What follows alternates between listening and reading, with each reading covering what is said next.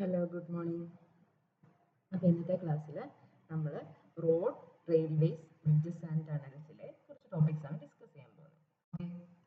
അപ്പം ഇന്ന് നമ്മൾ റോഡ് റെയിൽവേസ് ആൻഡ് ബ്രിഡ്ജസിൽ റോഡിന്റെ പോർഷനിൽ വരുന്ന ഹൈവേ അലൈൻമെന്റ്, പിന്നെ engineering surveys for highway alignment. Okay, ഈ രണ്ട് ടോപ്പിക്സ് ആണ് ഇന്നത്തെ ക്ലാസ്സിൽ. പിന്നെ അതിന്റെ MCQs ഡിസ്കസ് ചെയ്യും. ഓക്കെ, അപ്പൊ നോക്കിയേ, അലൈൻമെന്റ് എന്ന് പറഞ്ഞാൽ എന്താ? നമ്മൾ അലൈൻമെന്റ് എന്ന് കേട്ടിട്ടുണ്ട് അല്ലേ? അപ്പൊ അലൈൻമെന്റ് എന്ന് പറഞ്ഞാൽ നമ്മൾ ഫസ്റ്റ് ഒരു റോഡ് കൺസ്ട്രക്ട് ചെയ്യുമ്പോൾ അതിന്റെ സെന്റർ ലൈന് നമ്മൾ ഗ്രൗണ്ടിൽ ലൊക്കേറ്റ് ചെയ്യും. ഓക്കെ, അതിനാണ് എന്ത് പറയുന്നത്? അലൈൻമെന്റ് എന്ന് പറയുന്നത്. ഇപ്പൊ നമ്മൾ ഒരു പുതിയ റോഡ് കൺസ്ട്രക്ട് ചെയ്യാണ്, അല്ലെ ഓൾറെഡി ഉള്ള ഒരു റോഡിന് വിട്ട് കൂട്ടുകയാണ്, അങ്ങനെയൊക്കെ എന്തൊക്കെ വർക്ക് ആയാലും, ഇപ്പൊ റോഡ് ടാർ ചെയ്യുകയാണെങ്കിലും ഓക്കെ, എന്ത് വർക്ക് ആണെങ്കിലും നമ്മൾ എന്ത് ചെയ്യും?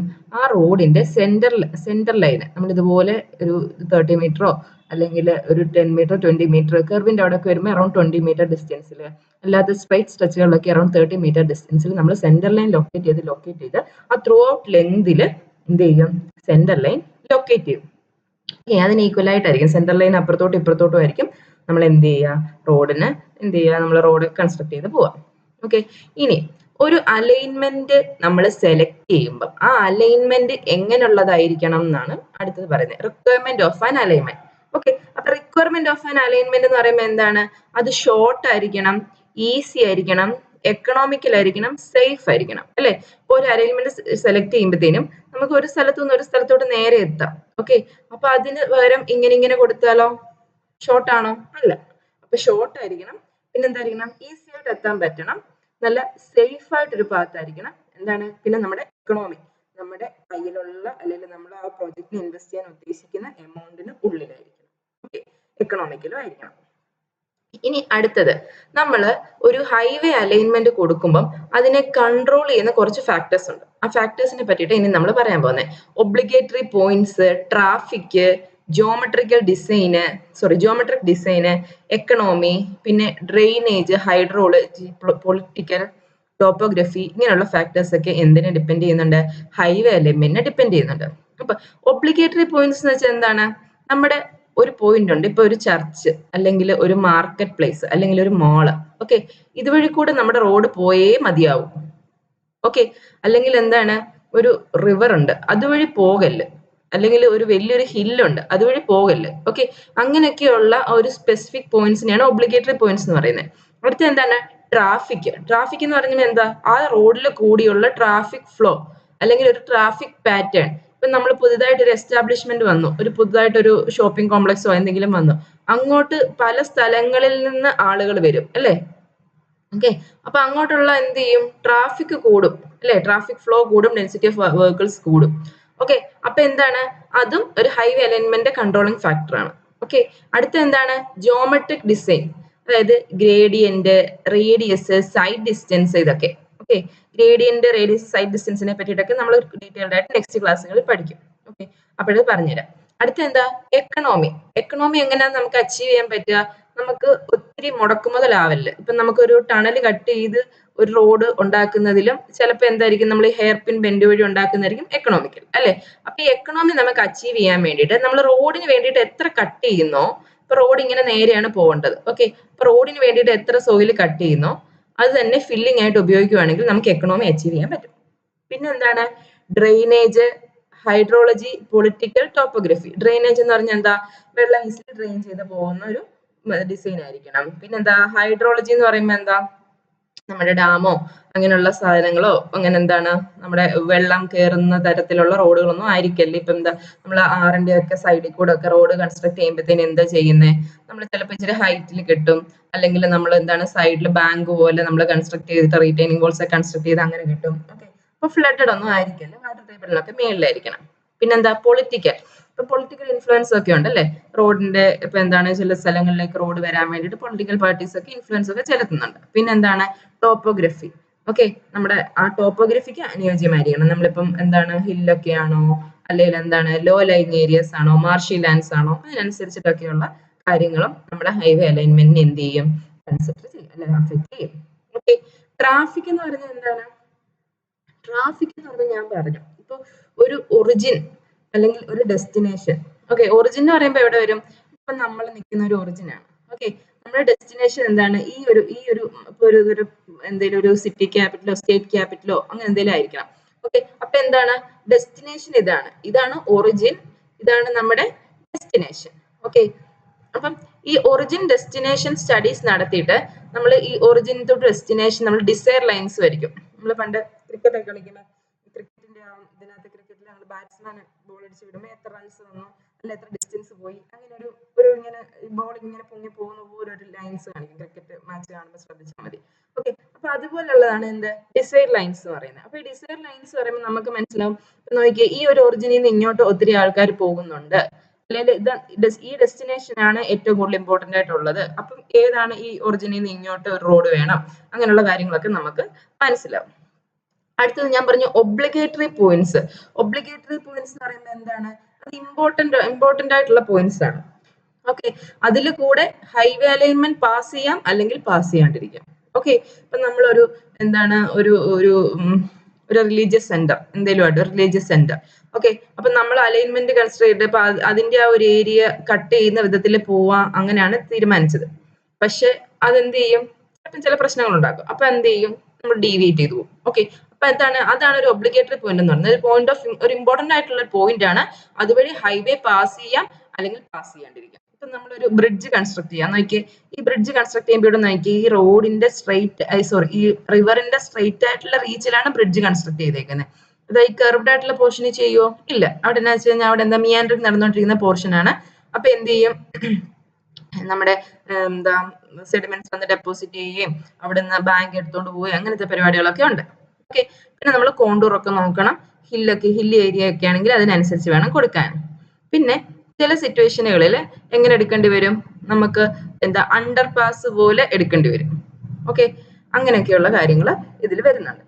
നോക്കി ഈ ഫിഗർ നോക്കിയാൽ നിങ്ങൾക്ക് കാണാം, ഇതുപോലെ വീടൊക്കെ വരുന്ന ഏരിയ, ഹില്ലി ഏരിയ ഒക്കെ ഒമിറ്റ് ചെയ്ത് അതിനിടയിൽ കൂടെ റോഡ് എടുത്ത് ഈ റിവറിന്റെ സ്ട്രെയിറ്റ് സ്ട്രെച്ചിൽ കൂടെ ബ്രിഡ്ജ് കൊടുത്തിട്ടാണ് അടുത്ത സൈഡിലോട്ട് പോകുന്നത്. ഓക്കെ, അപ്പൊ ഇതൊക്കെയാണ് ഒബ്ലിഗേറ്ററി പോയിന്റ്സിന്റെ കാര്യത്തിൽ വരുന്നത്. ഓക്കെ, അലൈൻമെന്റ് എന്ന് പറയുമ്പോൾ എന്താണ്? അലൈൻമെന്റ് നമ്മൾ സെലക്ട് ചെയ്യുമ്പോൾ നമ്മൾ ടണലോ ഹെവി കട്ടിങ്ങോ ഒക്കെ അവോയ്ഡ് ചെയ്യണം. ടണലിംഗ് എന്ന് പറഞ്ഞാൽ വളരെ കോസ്റ്റ്ലി അല്ലേ? നല്ല എക്യുപ്മെന്റ്സ് വേണം, ടണൽ തന്നെ അത്രയും ലെങ്ത്, പിന്നെ അത് തന്നെ അല്ല ഇതിനെ ഈ ഒരു എന്താണ് നമ്മുടെ ഹില്ലിനെ ഒത്തിരി ഒബ്സ്ട്രക്ട് ചെയ്യുകയും ചെയ്യും. ഈ ടണൽസ് ഒക്കെ ഒത്തിരി ഉണ്ടാക്കി കഴിഞ്ഞാൽ ടണൽ കൺസ്ട്രക്ട് ചെയ്യുമ്പോൾ അതിന്റെ ഒരു സ്റ്റെബിലിറ്റി കുറയുകയും ചെയ്യും. ഓക്കെ, പിന്നെ എന്താണ്? നല്ല കോസ്റ്റ്ലി വേണം. അപ്പൊ അലൈൻമെന്റ് എന്ത് ചെയ്യണം? നമ്മുടെ ഹിൽ സൈഡിൽ കൂടെ വേണം പാസ് ചെയ്യാൻ. നമ്മുടെ വയനാട്ടിലെ ഹെയർ പിൻ ബെൻഡ് ഒക്കെ ഇല്ലേ, അപ്പൊ അതൊക്കെ എന്താ എക്കണോമിക്കലായിട്ട് ഹിൽ സൈഡിൽ കൂടെ എടുത്തേക്കുന്നതാണ്. ട്രാവൽ ചെയ്യാൻ കുറച്ച് ബുദ്ധിമുട്ടായിരിക്കും, പക്ഷെ അതായിരിക്കും എന്താ കുറച്ചുകൂടെ എക്കണോമിക്കലായിട്ട് നമുക്ക് ഇങ്ങനൊരു എന്താ കൺസ്ട്രക്ട് ചെയ്യാൻ പറ്റുന്ന ഒരു മെത്തേഡ് എന്ന് പറയുന്നത്. ഇനി അടുത്ത എന്താ? Road bridge. നമ്മൾ റോഡിൽ ബ്രിഡ്ജ് കൊടുക്കും അല്ലെ? എന്തിനാ? ഒരു റിവറിന്റെ മേളിൽ ചിലപ്പോൾ വരാം, ചിലപ്പോൾ റെയിൽവേ ലൈനിന്റെ മേളിൽ വരാം. അത് എപ്പോഴും എന്തായിരിക്കണം? ഒരു സ്ട്രെയിറ്റ് പാത്ത് ആയിരിക്കണം. ഓക്കെ, എന്തായിരിക്കണം? അതൊരു സ്ട്രെയിറ്റ് പാത്ത് ആയിരിക്കണം. ആ റോഡ് ബ്രിഡ്ജ് വരുന്ന സ്ഥലം സ്ട്രെയിറ്റ് ആയിരിക്കണം. പിന്നെ എന്തായിരിക്കണം? പെർമനന്റ് ആയിരിക്കണം. ഓക്കെ, ഈ ഒരു നമ്മുടെ റിവറിന്റെ ഒരു സ്ട്രെയിറ്റ് പാത്തിലായിരിക്കണം ബ്രിഡ്ജ് വരേണ്ടത്. അതുപോലെ തന്നെ അത് എപ്പോഴും എന്തായിരിക്കണം? ഫ്ലോ അവിടെ പെർമനന്റ് ആയിരിക്കണം. ഫ്ലോ വേരിങ് ആയാലും ഒത്തിരി ബാങ്കിൽ സൈഡിലോട്ട് കയറല്, ഫ്ലോ എന്താണ് ഹൈ ഫ്ലഡ് ലെവലൊക്കെ മേളോട്ട് കയറി വരല്, അങ്ങനെയൊന്നും ചെയ്യല്ലേ. പിന്നെ എവേ ഫ്രം ബെൻസ്, നമ്മൾ കണ്ടു ഇങ്ങനെ ബെൻഡ് വന്നു കഴിഞ്ഞപ്പോൾ നമ്മൾ എവിടെ കൊടുത്തത്? ബ്രിഡ്ജ് ഇവിടെ കൊടുത്തു അല്ലെ? അപ്പൊ ബെൻഡുകളിൽ നിന്ന് മാറി നിൽക്കണം. പിന്നെ എന്തായിരിക്കണം? നല്ല ഫൗണ്ടേഷൻ സോയിൽ അവൈലബിൾ ആയിരിക്കണം. ഇതിന് അബട്ട്മെന്റ് ഒക്കെ കൊടുക്കണ്ടേ? ചിലപ്പോൾ പൈൽസ് കൊടുക്കേണ്ടി വരും, അബട്ട്മെന്റ്സ് കൊടുക്കേണ്ടി വരും. ഓക്കെ, അപ്പൊ അതുകൊണ്ട് എന്തായിരിക്കണം? ഫൗണ്ടേഷനിൽ നല്ല സോയില് അവൈലബിൾ ആയിരിക്കണം. ഓക്കെ, ഇനി അടുത്തത് നമ്മൾ എഞ്ചിനീയറിംഗ് സർവേകളെ പറ്റിയിട്ട് പറയാൻ പോവാം. എന്തിനു വേണ്ടിയിട്ട്? ഹൈവേ അലൈൻ ചെയ്യാൻ വേണ്ടിയിട്ടുള്ള എഞ്ചിനീയറിംഗ് സർവേകൾ. ആദ്യം നമ്മൾ ചെയ്യുന്ന എന്തായിരിക്കും? മാപ്പ് സ്റ്റഡി ആയിരിക്കും. നമ്മളിപ്പോ ഒരു അറിയാത്ത സ്ഥലത്തോട്ട് പോവുക, അറിയാത്ത സ്ഥലത്തോട്ട് പോകുമ്പോൾ നമ്മൾ എന്ത് ചെയ്യും? നമ്മൾ ഫോൺ എടുത്ത് ഗൂഗിൾ മാപ്പ് നോക്കും അല്ലെ?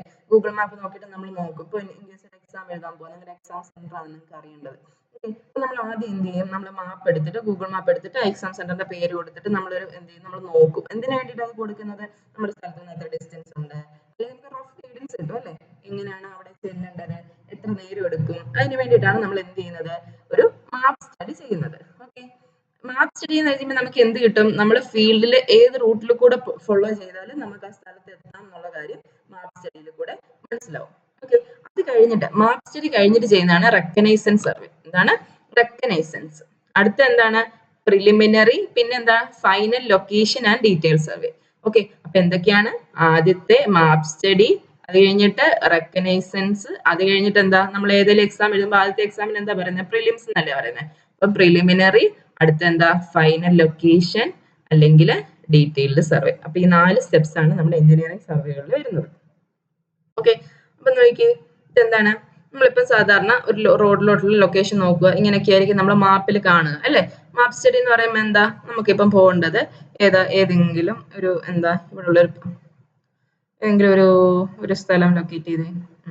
ഓക്കെ, അപ്പൊ നമുക്കിപ്പം പോകേണ്ടത് ഈ ഒരു പാർക്കിലാണ്, എക്കോ പാർക്ക് എന്ന് പറഞ്ഞൊരു പാർക്കിലാണ് നമുക്ക് പോകേണ്ടത്.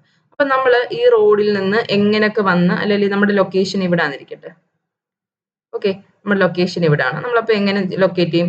ഇതുവഴി വന്ന് ഇവിടെയുള്ള ഏതെങ്കിലും റോഡിൽ കൂടെ കയറി ഇങ്ങനെ വന്ന് ഇവിടം വരെ ചെല്ലാനുള്ള ഒരു റൂട്ടായിരിക്കും നമുക്ക് കാണിക്കുന്നത്. എത്ര ടൈം എടുക്കും? ഇതിനാണ് എന്ത് പറയുന്നത്? മാപ്പ് സ്റ്റഡി എന്ന് പറയുന്നത്. ഓക്കെ, അടുത്തെന്താണ്? Reconnaissance survey. റെക്കഗ്നൈസൻസ് സർവേ എന്ന് പറഞ്ഞാൽ നമ്മൾ ഫസ്റ്റ് എഞ്ചിനീയറിംഗ് സർവേയും ചോദിച്ചു കഴിഞ്ഞാൽ എന്ത് എഴുതണം? Reconnaissance survey. നമ്മൾ സോയിലും സർവേയിലും ഒക്കെ പഠിക്കുന്നുണ്ട് റെക്കഗ്നൈസൻസ് സർവേ. അപ്പൊ നമ്മൾ എന്താണ്, GT-ലൊക്കെ റെക്കഗ്നൈസൻസ് സർവേ പഠിക്കുന്നില്ലേ? അപ്പൊ ഫസ്റ്റ് എഞ്ചിനീയറിംഗ് സർവേ, നമ്മളിപ്പം ഒരു റോഡ് പണിയാൻ പോവാണ്. എനിക്കിപ്പോൾ എൻ്റെ ഒരു സ്ഥലത്തു നിന്ന് വേറൊരു സ്ഥലത്തോട്ട് ഒരു 1.84 കിലോമീറ്റർ റോഡ് പണിയണം. അപ്പൊ ഞാൻ എന്ത് ചെയ്യും?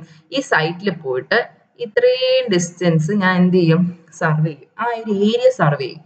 ഓക്കെ, അതാണ് first engineering survey carried out in a territory which has not been previously surveyed for purpose of laying new highway.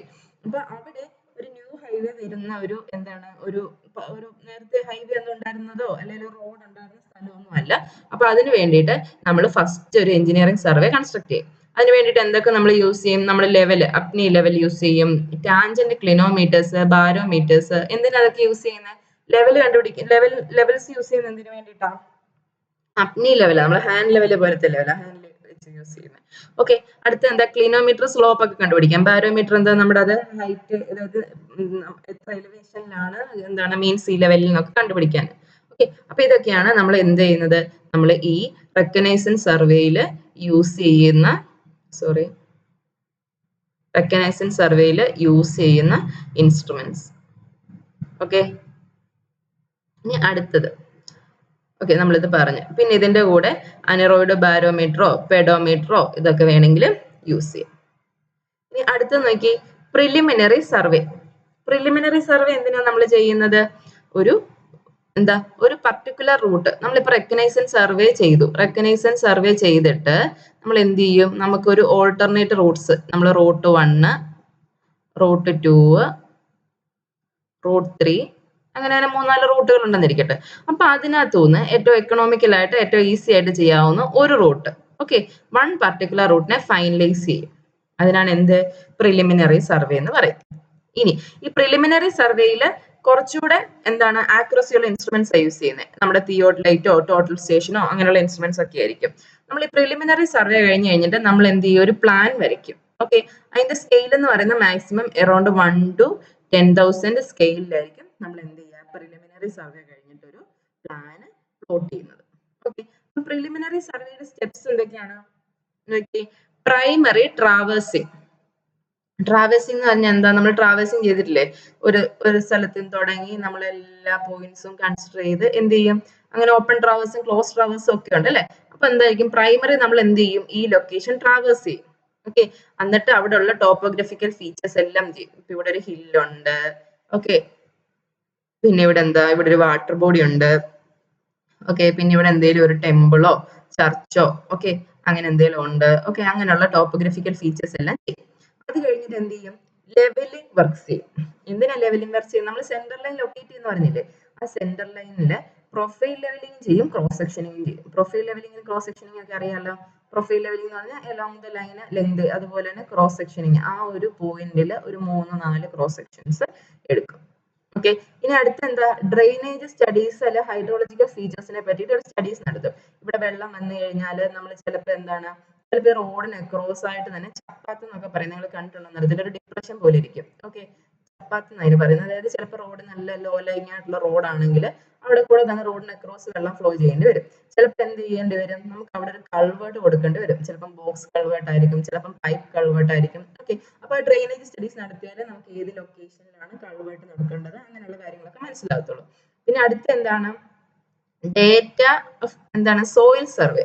നമ്മൾ soil survey soil survey related datas ഒക്കെ കളക്ട് ചെയ്യും. എങ്ങനെയായിരിക്കും കളക്ട് ചെയ്യുന്നത്? നമ്മൾ ബോർലോഗ് എന്നൊക്കെ കേട്ടില്ലേ? ബോർലോഗ് നമ്മൾ എന്ത് ചെയ്യും, ഒരു 1.5 മീറ്റർ താഴെ വരെയൊക്കെ നമ്മൾ റോഡിനെ എന്ത് ചെയ്യും, ഏതെങ്കിലും കുറെ ലൊക്കേഷനിൽ, ഒരു റാൻഡം ആയിട്ടുള്ള ലൊക്കേഷനിൽ നമ്മൾ എന്ത് ചെയ്യും, ബോർ ചെയ്ത് കഴിഞ്ഞിട്ട് അവിടുത്തെ സോയിൽ സാമ്പിൾ കളക്ട് ചെയ്യും. ചിലപ്പോൾ ഒറ്റ റോഡായിട്ടായിരിക്കും, ചിലപ്പോൾ ഈ പാറ പോലത്തെ എന്താണ് മെറ്റീരിയലൊക്കെ അടി റോക്കൊക്കെ മെറ്റീരിയൽ ഉണ്ടെങ്കിൽ, അല്ലെങ്കിൽ നമ്മൾ എന്ത് ചെയ്യും, ആ സോയിലിന്റെ ടെസ്റ്റ് ചെയ്യും, അതിന്റെ ഡ്രൈ ഡെൻസിറ്റി അങ്ങനെയുള്ള കാര്യങ്ങളൊക്കെ കണ്ടുപിടിക്കും. അടുത്ത എന്താ, material survey. Okay, material survey എന്ന് പറയുമ്പോൾ നമുക്ക് മെറ്റീരിയൽസ് നമുക്ക് ബിറ്റ്മിൻ അവൈലബിൾ ആണോ, കോഴ്സ് അഗ്രിഗേറ്റ്, ഫൈൻ അഗ്രിഗേറ്റ് ഇതൊക്കെ അവൈലബിൾ ആണോ എന്നുള്ള കാര്യം ചെയ്യും. അടുത്ത എന്താ, ട്രാഫിക് സർവേ. നമുക്ക് ആ റോഡിൽ കൂടെ ഏകദേശം എത്ര എന്താണ് വണ്ടികൾ പോകാം അങ്ങനെയുള്ള കാര്യങ്ങളൊക്കെ. പിന്നെന്താ, ഇതെല്ലാം കൺസിഡർ ചെയ്ത് കഴിഞ്ഞിട്ട് നമ്മൾ എന്ത് ചെയ്യും, ഫൈനൽ സെന്റർ ലൈൻ ലൊക്കേറ്റ് ചെയ്യും.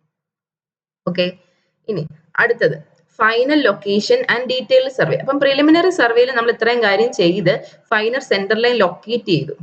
ഓക്കെ, ഇത്രയും ലൊക്കേറ്റ് ചെയ്ത് കഴിഞ്ഞാൽ നമ്മൾ എന്താ ചെയ്യേണ്ടത്, നമ്മൾ നമ്മുടെ അലൈൻമെന്റ് ഫൈനലൈസ് ചെയ്യണം. ഡിസൈൻ ഓഫീസിൽ വന്നിട്ടിരുന്നിട്ട് നമ്മുടെ അലൈൻമെന്റ് ഫൈനലൈസ് ചെയ്യണം. ഫസ്റ്റിൽ അത് ചെയ്യണം. അത് കഴിഞ്ഞിട്ട് എന്ത് ചെയ്യണം, നമ്മൾ ഒരു ഡീറ്റെയിൽഡ് സർവേ വർക്ക് ഫുൾ ആയിട്ട് നമ്മൾ DPR എന്നൊക്കെ പറയും, ഡീറ്റെയിൽഡ് പ്രൊജക്ട് റിപ്പോർട്ടൊക്കെ ഉണ്ടാക്കും. അതുപോലെ ഡീറ്റെയിൽഡ് സർവേ വർക്ക് നമ്മൾ എന്ത് ചെയ്യണം, മോസ്റ്റ് എക്കണോമിക്കൽ റൂട്ടിൽ നമ്മൾ എന്ത് ചെയ്യണം, പ്രിപ്പയർ ചെയ്യണം. പിന്നെ എന്താണ്, അങ്ങനെ പ്രിപ്പയർ ചെയ്യുമ്പോൾ അതിനകത്ത് എന്തൊക്കെ വരും, topographical, hydrological, Jio technical data എല്ലാം കളക്ട് ചെയ്യണം. ലോഞ്ചിറ്റ്യൂണൽ സെക്ഷനും ക്രോസ് സെക്ഷനും ഒക്കെ സർവേ ചെയ്തിട്ട് അത് എന്ത് ചെയ്യണം, വരച്ചു വെക്കണം. നമ്മുടെ ഇത് ലെവൽ ബുക്ക് എന്നൊക്കെ പറഞ്ഞു കഴിഞ്ഞാൽ നിങ്ങൾ ഡിപ്പാർട്ട്മെന്റിലൊക്കെ വർക്ക് ചെയ്യുകയാണെങ്കിൽ കാണാൻ പറ്റും. ലെവൽ ബുക്ക് എന്നൊക്കെ പറഞ്ഞിട്ട് ഒരു ബുക്ക് തന്നെ ആണ്. ലെവൽസ് ഒക്കെ നമ്മൾ ചെക്ക് ചെയ്യേണ്ടി വരും, അതിനനുസരിച്ച് ക്വാണ്ടിറ്റി കാൽക്കുലേഷൻ ചെയ്യേണ്ടി വരും. ഓക്കെ, ഇനിയും ഡീറ്റെയിൽഡ് സോയിൽ സർവേ. അപ്പൊ സോയിൽ പ്രൊഫൈൽ ഒരു 1.5 to 3 മീറ്റർ ബിലോ ഗ്രൗണ്ട് ലൈനിൽ നമ്മൾ എന്ത് ചെയ്യണം, നമ്മൾ എന്താ സോയിൽ പ്രൊഫൈൽ കണ്ടുപിടിക്കണം, ഏകദേശം ഏത് സോയിൽ, ഏത് ടൈപ്പ് സോയിലാന്നൊക്കെ. ഓക്കെ, അപ്പൊ അതെന്ന് പറയുമ്പോഴത്തേനും നമ്മുടെ ഒരു ഗ്രൗണ്ട് ലൈൻ അല്ലെങ്കിൽ ഫിനിഷ്ഡ് ഗ്രൗണ്ട് ലൈൻ എന്ന് പറഞ്ഞിട്ട് രണ്ട് സാധനമുണ്ട്. ഫിനിഷ്ഡ് ഗ്രേഡ് ലൈൻ, നമ്മുടെ ഫിനിഷ് ചെയ്യുന്ന നമ്മൾ ആ റോഡ് ഏത് ലെവലിലായിരിക്കും വരുന്നത്, അല്ലെ അതിന്റെ സാധാരണ ഗ്രൗണ്ട് ലൈൻ, അതിൽ നിന്ന് 1.5 to 3 മീറ്റർ, ഇതിൽ നിന്ന് 1.5 to 3 മീറ്റർ. ഓക്കെ, അതിൽ ഏതാണ് ലോവർ എന്ന് വെച്ച് കഴിഞ്ഞാൽ അത് എടുത്തിട്ട് നമ്മൾ എന്ത് ചെയ്യുക, സോയിൽ സർവേ നടത്തുക. ഓക്കെ, ഇനി അടുത്ത് നോക്കി, അത് കഴിഞ്ഞ് കഴിഞ്ഞിട്ട് ഇതെല്ലാം കഴിഞ്ഞ് കഴിയുമ്പോഴത്തേനും നമ്മൾ എന്ത് ചെയ്യും, രണ്ട് മാപ്പ് പ്രിപ്പയർ ചെയ്യും. ഓക്കെ, ഒന്നാമത്തെ എന്താണ്, ഒരു ഇൻഡെക്സ് മാപ്പ്. അടുത്ത എന്താ, കീ മാപ്പ്. ഇപ്പൊ മാപ്പൊക്കെ പ്രിപ്പയർ ചെയ്യാനുള്ള QGS അങ്ങനെയൊക്കെ ഒരു സോഫ്റ്റ്വെയർ ഉണ്ട്, അത് വെച്ചിട്ടൊക്കെ ആയിരിക്കും ചെയ്യുന്നത്. അപ്പൊ ഇൻഡെക്സ് മാപ്പ് എന്ന് പറഞ്ഞാൽ എന്താണ്, അതായത് നമ്മുടെ ഒരു മാപ്പിൽ ജനറൽ ടോപ്പോഗ്രഫി കാണിക്കുന്ന ഒരു മാപ്പ് ആണെങ്കിൽ, പിന്നെ എന്താണ് അതിനകത്ത് വേറെ എന്തെങ്കിലും ഡീറ്റെയിൽസ് ഒക്കെ സിംബോളിക്കലി കാണിക്കുന്നെങ്കിൽ അതിനെ നമുക്ക് എന്ത് പറയാം, ഇൻഡെക്സ് മാപ്പ് എന്ന് പറയും. ഇപ്പൊ ഇത് നോക്കി, നമുക്ക് ഇതിനകത്ത് ടോപ്പോഗ്രഫി കാണാം അല്ലെ, ഇവിടെ എന്താ ഇപ്പൊ ഒരു എന്താണ്, ഇത് റിസർവോയർ ആണെന്ന് കാണാം. പിന്നെ ഇവിടെയൊക്കെ ചെറിയ ചെറിയ എന്താണ് ഈ അതായത് എന്താ ഒത്തിരി മരങ്ങളൊക്കെ വരുന്ന ഏരിയ ആണ്. ഓക്കെ, ചിലപ്പോൾ ഇതൊരു കൃഷിസ്ഥലമാണ്, അങ്ങനെയൊക്കെയുള്ള കാര്യം നമുക്ക് മനസ്സിലാവും അല്ലെ. പിന്നെ അതിന്റെ കൂടെ നോക്കിയേ, ചില സാധനങ്ങളൊക്കെ നമുക്ക് ഇതുപോലെ ഇപ്പം നോക്കിയേ, എന്തൊരു തെന്മല ഹെറിറ്റേജ്. ഓക്കെ, അപ്പൊ അങ്ങനെയൊക്കെയുള്ള എന്താണ് നമുക്ക് സിംബോളിക്കലി റെപ്രസെന്റ് ചെയ്യും. ബാക്കി കാര്യങ്ങളൊക്കെ ടോപ്പോഗ്രഫി എല്ലാം എന്ത് ചെയ്യും, മാപ്പായിട്ട് കാണിക്കും. അപ്പൊ അതിനെന്നാ പറയുന്നത്, ഇൻഡെക്സ് മാപ്പ്. എന്താ പറയുന്നത്, ഇൻഡെക്സ് മാപ്പ്. ഇനി അടുത്ത എന്താ, കീ മാപ്പ്. കീ മാപ്പ് എന്ന് പറയുമ്പോൾ എന്താ, ഇപ്പൊ നമുക്കിപ്പോ ഒരു റോഡ് വേണം. ഓക്കെ, അതിനകത്ത് പ്രപ്പോസ്ഡും എക്സിസ്റ്റിംഗ് റോഡ്സും അതിനകത്ത് കണക്ട് ചെയ്യേണ്ട ഇമ്പോർട്ടന്റ് പ്ലേസസും ഒക്കെ കാണിക്കുന്നതാണെങ്കിൽ എന്ത് മാപ്പാണ്, കീ മാപ്പാണ്. ഓക്കെ, ഇപ്പൊ ഒരു എക്സിസ്റ്റിംഗ് റോഡ് ഇതാണ്. ഓക്കെ, എക്സിസ്റ്റിംഗ് റോഡ് ഇതാണ്. അപ്പൊ അതിൽ ചിലപ്പോൾ ഒരു എന്താണ്, ഒരു റെയിൽവേ ലൈനോ അങ്ങനെ എന്തെങ്കിലും, ഇപ്പൊ എന്താ റെയിൽവേ ഗേറ്റോ വല്ല എന്തെങ്കിലും വരുന്നുണ്ട്. അപ്പൊ നമുക്ക് അത് മാറ്റാൻ വേണ്ടിയിട്ടാണ് നമ്മൾ എന്ത് ചെയ്യുന്നത്, വേറൊരു റോഡ്. ഓക്കെ, വേറെ റോഡ് വരുമ്പോൾ ചിലപ്പോൾ ഇതില്ലാതെ, ഈ റെയിൽവേ ഇല്ലാതെ, അല്ലെങ്കിൽ കണക്ട് ചെയ്തിരിക്കുന്ന വേറൊരു ബ്രിഡ്ജിന്റെ മേളിൽ കൂടോ അങ്ങനെ എന്തെങ്കിലും ഒക്കെ ഒരു റോഡായിരിക്കും എന്ത്, പ്രപ്പോസ്ഡ് റോഡ് എന്ന് പറയുന്നത്. ഓക്കെ, അപ്പൊ അങ്ങനെയുള്ളതാണ് ഈ മാപ്പ്. ഓക്കെ, ഇനി അടുത്ത എന്താ, അബോറി കൾച്ചർ. അബോറി കൾച്ചർ എന്ന് പറഞ്ഞാൽ എന്താ, നമ്മൾ ഈ ഹൈവേയിലൊക്കെ പോകുമ്പോൾ കണ്ടിട്ടുണ്ടോ, ഹൈവേയുടെ ഒക്കെ സെന്ററിൽ എന്ത് ചെയ്തിരിക്കും, പ്ലാന്റ്സിനെയും ട്രീസിനെയും ഒക്കെ വെച്ചിരിക്കും. എന്തിനു വേണ്ടിയിട്ടാ, ഒന്നൊരു ഈസ്തെറ്റിക്സ് പർപ്പസിന് വേണ്ടിയിട്ടാ, എന്താ കുറച്ച് ഒന്ന് ഭംഗി തോന്നാൻ വേണ്ടിയിട്ട്. വേറെന്താണ്, നമ്മുടെ ഹെഡ് ലൈറ്റിന്റെ എഫക്റ്റ്. നമുക്കിപ്പം രാത്രി വണ്ടി ഓടിച്ചുകൊണ്ട് പോകുമ്പോൾ അറിയാം, നമുക്ക് ബ്രൈറ്റ് ആയിട്ട് ഇരുന്ന് കഴിഞ്ഞാൽ നമുക്ക് പാടാം, ഓപ്പോസിറ്റ് വരുമ്പോൾ വണ്ടി വരുമ്പോൾ നമുക്ക് കണ്ണു ഒരു എന്താ ഒരു ലൊക്കേഷൻ ചെയ്യാനും നമുക്ക് വിസിബിലിറ്റി എല്ലാം അഫക്ട് ചെയ്യും. അപ്പൊ ആ ഹെഡ് ലൈറ്റിന്റെ എഫക്റ്റിനെ എന്ത് ചെയ്യും, ഈ അബോറികൾച്ചർ വഴി നമ്മൾ എന്ത് ചെയ്യും, ഇതുപോലെ പ്ലാന്റ്സ് ഒക്കെ വെച്ച് കഴിഞ്ഞാൽ ആ ഹെഡ് ലൈറ്റിന്റെ ഒരു കുറച്ച് എന്തായിരിക്കും, ഒത്തിരി ഈ ബ്രൈറ്റ് ആയിട്ട് വരുന്നതൊക്കെ കുറച്ച് കുറയും. ഓക്കെ, ഹെഡ് ലൈറ്റ് എഫക്റ്റിനെ കുറച്ച് കുറയ്ക്കാൻ പറ്റും. ഓക്കെ, അപ്പൊ ഇത്രയൊക്കെയാണ് വരുന്നത്. പിന്നെ വേറൊരു കാര്യം വരുന്നത്, under bridge or over bridge. Sorry, നമ്മൾ സാധാരണ എന്ത് ചെയ്യും, നാഷണൽ ഹൈവേയിലൊക്കെ അണ്ടർ ബ്രിഡ്ജ് ആയിട്ട് പോകും, അല്ലെങ്കിൽ ഓവർ ബ്രിഡ്ജ് ആയിട്ട് പോകും, എവിടെ റെയിൽവേയുടെ അടുത്തൊക്കെ. അപ്പൊ ഇങ്ങനെ ഈ അണ്ടർ ബ്രിഡ്ജ് അല്ലെങ്കിൽ ഓവർ ബ്രിഡ്ജ് സെലക്ട് ചെയ്യാൻ ഒരു ക്രൈറ്റീരിയ ഉണ്ട്. അതായത് നമ്പർ ഓഫ് ഗേറ്റ് ക്ലോസേഴ്സ്, അതായത് നമ്മൾ ഗേറ്റുകൾ കണ്ടില്ലേ, ഓക്കെ, അത് ഇൻറ്റു ഇന്റൻസിറ്റി ഓഫ് ട്രാഫിക്. നമ്മളിപ്പോൾ റോഡിൽ എത്ര ഗേറ്റ് ക്ലോസേഴ്സ് വരുന്നുണ്ട് അത് ഇൻറ്റു റോഡിലെ ട്രാഫിക് ഇന്റൻസിറ്റി. അത് നമ്മൾ ടൺസ് പെർ ഡേയിൽ മെഷർ ചെയ്യുമ്പോൾ ഗ്രേറ്റർ ദാൻ 50,000 ആണെങ്കിൽ നമ്മൾ എന്ത് ചെയ്യത്തുള്ളൂ, ഓവർ ബ്രിഡ്ജ് ഒക്കെ ആയിട്ട് അല്ലെങ്കിൽ അണ്ടർ ബ്രിഡ്ജ് ആയിട്ട് കൊടുക്കത്തുള്ളൂ. അല്ലെങ്കിൽ ഈ ഷണ്ടിങ്, അല്ലെങ്കിൽ ഇതിന് കുറവൊക്കെ ആണെങ്കിൽ നമ്മൾ ലെവൽ ക്രോസിംഗ് എന്ന് പറഞ്ഞുകൊണ്ട് നമ്മൾ കണ്ടിട്ടില്ലേ, ഗേറ്റ് ഒക്കെ വന്നിട്ട് ഇപ്പൊ ഇവിടെ 2 റെയിൽവേ ലൈൻ പോകും, നമ്മളിവിടെ വെയിറ്റ് ചെയ്ത് കഴിഞ്ഞിട്ട് പിന്നെ ഇവിടുത്തെ വണ്ടി ക്ലിയർ ആയി കഴിയുമ്പോൾ പോകുന്ന പോലെ ലെവൽ ക്രോസിംഗ് ഒക്കെ ആയിരിക്കും കൊടുക്കുന്നത്. സാധാരണ ലെവൽ ക്രോസിംഗ് കൊടുക്കുന്നത് ആ ഒരു റെയിൽവേ സ്റ്റേഷന്റെ ആ ഷണ്ടിങ് ലിമിറ്റ്സിനൊക്കെ, ഷണ്ടിങ് ലിമിറ്റ്സ് പറഞ്ഞാൽ വണ്ടി നിർത്തിയിടുന്ന ആ ഒരു ഏരിയയുടെ അടുത്തൊക്കെ ആണെങ്കിൽ നമ്മൾ ലെവൽ ക്രോസിംഗ് ആണ് സാധാരണ കൊടുക്കാറുള്ളത്. ഓക്കെ, അപ്പൊ ഇതൊരു സിമ്പിൾ ചാപ്റ്റർ ആണ്, കുറച്ച് കാര്യങ്ങൾ ഇതിൽ വരുന്നുള്ളൂ. ഓക്കെ, അപ്പൊ നമുക്ക് ഇതിന്റെ MCQs നോക്കാവേ അടുത്ത വീഡിയോയിൽ. Thank you.